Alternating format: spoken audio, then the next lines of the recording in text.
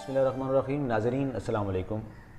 آج کے ہمارے پروگرام بزم تصوف میں درس قلب سلیم سیریز کی پہلی نشست میں آپ کا میزبان ڈاکٹر مفتی غلام سرور قادری آپ کے ساتھ حاضر ہے، اور میں آپ کو تعارف کرواتا چلوں۔ آج کی ہماری مہمان شخصیت بہت ہی علمی روحانی شخصیت، منبع علم و حکمت، چیف ایگزیکٹو حزب الرحمان اسلامک سائنس کالج حضرت پیر سید محمد فراز شاہ مشہدی قادری ہمارے ساتھ اس نشست میں شریک سخن ہوں گے۔ اور سامعین، اس میں اہم ترین بات یہ ہے کہ چونکہ بزم تصوف کی جانب ہم بڑھ رہے ہیں تو اس سے پہلے یہ جاننا بہت ضروری ہوگا کہ صوفی ازم کیا ہے۔ تو ہم مختصراً پیر صاحب سے پوچھیں گے کہ صوفی ازم کیا ہے۔ بسم اللہ الرحمن الرحیم، الصلاۃ والسلام علیکہ یا رسول اللہ۔ آپ نے بہت خوبصورت سوال کیا کہ صوفی ازم کیا ہے۔ جی، تو اس کی تفصیل میں بندہ جائے تو بہت کچھ کہا جا سکتا ہے، لیکن دو چار لفظوں میں اگر بندہ بتائے تو تزکیہ نفس کا مطلب صوفیزم ہے۔ سبحان اللہ۔ اور اس میں آپ اللہ کا وہ فرمان بھی ایڈ کر سکتے ہیں، قد افلح من تزکا، سبحان اللہ، کہ جس نے اپنے آپ کو پاکیزہ کر لیا وہ کامیاب ہو گیا۔ تو پاکیزگی ظاہر اور باطن کی، اس چیز کا نام صوفیزم۔ سبحان اللہ۔ پیر صاحب، تصوف کی اچھی کتاب کون سی ہے؟ آپ اگر لائبریریز میں جائیں، کتب خانوں میں جائیں تو تصوف کی ایک سے ایک بڑھ کے کتاب ہے۔ سبحان اللہ، اس میں کوئی شک نہیں۔ اور یہ پچھلے صدیوں سے اس کو جناب لوگ تحریر میں لا رہے ہیں اس موضوع کو۔ جی جی جی، بے شک۔ تو یہ تو بات کہنا کہ کون سی سب سے اچھی کتاب ہے بہت مشکل ہے، ہر بندے کا ذوق اپنا ہوتا ہے۔ جی بے شک۔ تو میں یہ عرض کروں گا کہ آپ حضرات قلب سلیم سبحان اللہ، ایک دفعہ اس کو پڑھ کے دیکھیں، جی، اس سے آپ کو اندازہ ہو جائے گا کہ یہ کتاب اگر سب سے اچھی نہیں تو کسی سے کم بھی نہیں۔ سبحان اللہ، سبحان اللہ۔ پیر صاحب، قلب سلیم سے کیا مراد ہے؟ یہ قلب سلیم بیسیکلی تو قرآن مجید کا لفظ ہے۔ جی، سبحان اللہ، آپ لوگ واقف ہیں اس جی سے۔ بالکل بالکل۔ اور سلامت دل، جی، وہ دل جو کسی بیماری سے سبحان اللہ۔ یہ بیماری کون سی ہوگی؟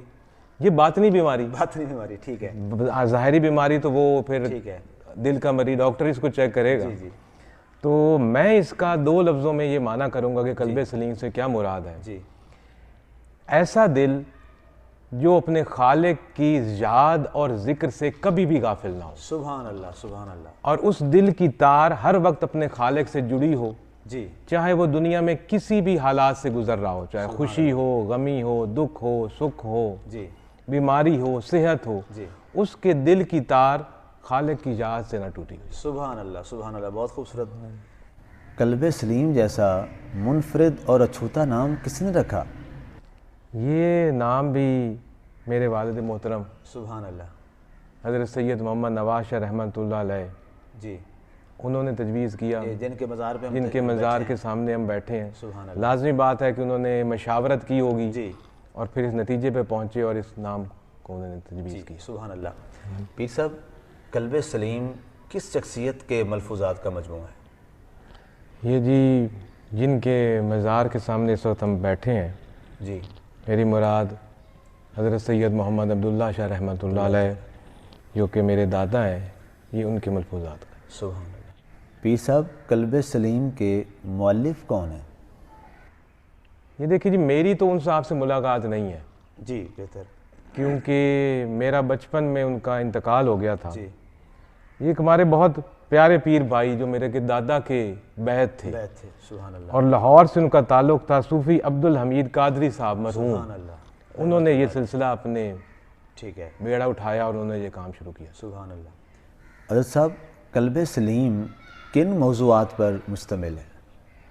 دیکھیے، جیسے کہ آپ نے شروع سے اس کا موضوع پہ تصوف کے موضوع پہ ہے، جی، تصوف کے موضوع پہ، اور تصوف کا موضوع جو ہوتا ہے وہ شروع اطاعت الہی سے ہوتا ہے، جی، بنیادی بات تو یہی ہے صوفی کا جو کام ہے۔ اور پھر اطاعت الہی جو ہے وہ تقاضا کرتی ہے محبت رسول کا، بے شک، سبحان اللہ، اور محبت رسول جو ہے وہ تقاضا کرتی ہے اتباع رسول کا۔ سبحان اللہ، یہ آپ نے بڑی پیاری بات فرمائی، اتباع رسول اتباع رسول، کہ اتباع رسول کے بغیر محبت رسول نظر نہیں آئے نظر گی، نہیں آتی، سبحان اللہ، اور محبت رسول کے بغیر اطاعت الہی نظر نہیں آئے گی۔ سبحان اللہ، کیونکہ اللہ تعالیٰ نے خود اپنی اطاعت کو رسول اللہ کی اطاعت کے ساتھ مشروط کیا قرآن میں. اس کے علاوہ پھر شریعت اور طریقت, سبحان اللہ, اس موضوع پر بھی اس میں آپ کو مواد ملے گا, اور معرفت اور حقیقت, یہ 4-5 بنیادی موضوع ہیں جس کے ارد گرد ہر تصوف کی کتاب گھومتی. سبحان اللہ.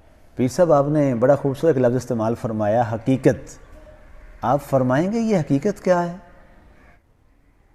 آپ نے بہت خوبصورت سوال کیا, اور یہ بلکہ میں اس کو کہوں گا تصوف کی جان ہے یہ سوال. سبحان اللہ, بے شک. اور حقیقت, اور جب ایک صوفی جی رب کے قرب میں جی جاتا ہے اور منازل طے کرتا ہے, جی, اور فنا فی اللہ کے مقام پر جب پہنچتا ہے, سبحان اللہ, اور رب کی ذات کی تمام حقیقتیں اس کے سامنے ہوتی ہیں, سبحان اللہ, وہ سارا کچھ ظاہر ہو جاتا ہے. سارا کچھ ظاہر ہو جاتا ہے, جی, تو اس کو نام کو حقیقت ہے. سبحان اللہ, بہت خوبصورت. قبلہ کتاب کا اسلوب کیسا ہے؟ دیکھیں جی, یہ ایک اس کتاب کی انفرادیت ہے. سبحان اللہ. میں نے اور بھی کئی کتابیں دیکھیں, تصوف پہ دیکھیں, جی, لیکن یہ انتہائی آسان کتاب ہے, سادہ فہم, سادہ. اس کو عام آدمی جو کہ زیادہ پڑھا لکھا نہیں ہے, جی, اردو اچھی طرح بول سکتا ہے اور پڑھ سکتا ہے, جی, تو وہ اس کتاب سے استفادہ حاصل کر سکتا ہے. اور اس کی بنیادی وجہ یہ جو بہت آسان ہے اس کا اسلوب کتاب کا, اس کی وجہ حضرت سید محمد عبداللہ شاہ رحمۃ اللہ علیہ کا اپنا طریقہ تبلیغ ہے. وہ بھی بڑے سادہ کہ وہ جس انداز میں تبلیغ فرمایا کرتے تھے, انتہائی سادہ زبان میں, سبحان اللہ, اور جب اس کو کتابی شکل دی گئی تو وہ بھی سادہ زبان میں. سبحان اللہ. قبلہ آپ نے فرمایا کہ کتاب بڑی سادہ ہے, عام فہم ہے. اس میں کچھ ایسی اصطلاحات تو نہیں یا اشعار تو نہیں جس کے لیے کسی لغت کی ضرورت ہو؟ دیکھیے جی, بہت زیادہ تو نہیں جی, لیکن جیسے کہ ہم لوگ, ہماری مادری زبان عربی اور فارسی نہیں ہے, جی, اور اسلام کا سارا مواد ہی عربی اور فارسی میں ہے, بے شک. تو چند اشعار تو ایسے ضرور ملیں گے کہ آپ کو لغت میں جا کے وہاں سے رہنمائی حاصل کرنی پڑے گی. جی, سبحان اللہ. قبلہ قلب سلیم پہلی دفعہ کب شائع ہوئی؟ یہ تو جی میری پیدائش سے بھی پہلے کی بات ہے. اچھا, ہاں جی, سبحان اللہ. 1967 کی بات ہے کہ جب یہ پیدا 1967. سبحان اللہ. قبلہ دور جدید کے تقاضوں کے مطابق تحقیق اور تخریج کا رواج بڑا بڑھتا چلا جا رہا ہے. کیا تحقیق و تخریج کے ساتھ قلب سلیم کا کوئی ایڈیشن آپ نے شائع کیا؟ دیکھیں, جب یہ کتاب پہلی دفعہ 1960 کی دہائی میں جی, منظر عام پر آئی تو آپ کو پتہ ہے حالات اور تھے. جی, بالکل.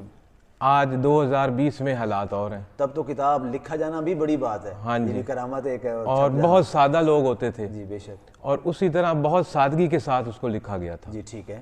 لیکن وقت کی ضرورت کو پیش نظر رکھتے ہوئے جی, اس میں کچھ تبدیلیاں کی گئیں. جی, لیکن بنیادی کوئی تبدیلی نہیں کی گئی جس کے حضور کا کوئی اس میں اقوال تبدیل ہو. ٹھیک ہے. الفاظ چند اوپر نیچے پیرے. ٹھیک ہے. تو اس کا نیا ایڈیشن پچھلے سال 2020 میں جو ہے وہ آیا. سبحان اللہ. اچھا پیر صاحب, جیسے آپ نے یہ فرمایا کہ تحقیق و تخریج کے ساتھ ایک نیا ایڈیشن آیا ہے, میں ابھی کل جب آپ کی لائبریری کا اور وہاں سروے کر رہا تھا, مجھے بڑی خوشی ہوئی کہ جی سی یونیورسٹی فیصل آباد, وہاں کے ایک صاحب آئے ہوئے تھے وہاں پہ, اور وہ کہہ رہے تھے کہ جی قلب سلیم پہ میں ایک تھیسس کر رہا ہوں. آپ کے فیضان صاحب ہیں وہاں کے ذمہ دار ادارے کے, تو ان سے یہ پوچھ رہے تھے. تو یہ بڑی خوشی کی بات ہوگی آپ کے لیے کہ آپ کی دادا جان کی کتاب پہ تحقیق بھی ہو رہی ہے.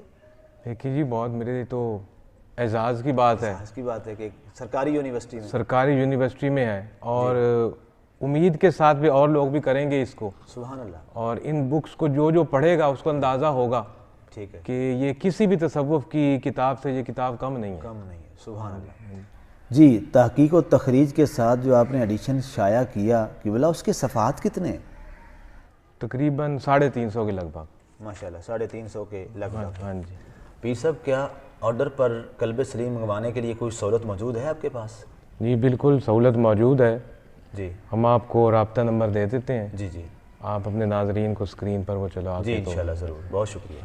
قبلہ, میرا آپ سے آخری سوال یہ ہے کہ آپ کی رائے میں قلب سلیم پڑھنا کیوں ضروری ہے؟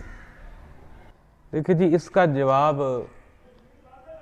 آپ کے پہلے سوال میں بھی جو ہے وہ ایک طرح سے آ چکا ہے. جی ٹھیک ہے. جب آپ نے صوفیزم کی بات کی، قلب سلیم کی بات کی، اس کے بارے میں لیکن یہ جو کتابیں ہوتی ہیں جو کہ کسی اللہ کے ولی کے ساتھ منسوب ہوتی ہیں، جی ان کا بنیادی مقصد وہی تزکیہ نفس ہوتا ہے. سبحان اللہ، تزکیہ نفس. ہاں جی. اور جب تک تزکیہ نفس نہ ہو آپ کوئی منازل طے نہیں کر سکتے اللہ کے قرب کی طرح. پیر صاحب آپ نے ایک لفظ مشکل بول دیا میرے ناظرین کے لیے، یہ تزکیہ نفس کو ذرا آسان لفظوں میں بتا دیں، یہ کیا ہے؟ تزکیہ نفس اپنا محاسبہ کرنا ہے، اپنے نفس کا اکاؤنٹیبلٹی ہے، اکاؤنٹیبلٹی ہے. ٹھیک ہے. اور اپنے باطن کو رب کے ساتھ منسلک کرنا ہے. سبحان اللہ. پاکیزگی اختیار کرنی ہے، ظاہر کی بھی اور باطن کی بھی پاکیزگی. کہ باطن کی پاکیزگی کہ آپ کا دل دوسرے لوگوں کے بارے میں کیا سوچ رکھتا ہے، کیا رائے رکھتا ہے، اس میں لوگوں کے لیے نفرتیں ہیں کہ محبت ہے، جی پیار ہے کہ حسد ہے. جی اس چیز کو تزکیہ نفس کہا جاتا ہے. اور یہ جیسے کسی کامل کی مجلس میں بیٹھے بغیر آپ کو نہیں مل سکتی، جی بے شک ایسے ہی. تو اس کے لیے ضروری ہے کہ اگر کامل کی مجلس میسر نہیں ہے تو کم از کم ان لوگوں کے اقوال بندہ پڑھے. سبحان اللہ. اس لیے صوفی ازمز کی بک جو ہیں ان کو پڑھنا ضروری ہے. جی ٹھیک ہے. اور دوسری وجہ تزکیہ نفس کے علاوہ اس میں یہ ہے کہ صوفی ازم کے ساتھ آج کی دنیا میں ہمارا تعلق بہت کم ہو گیا ہے.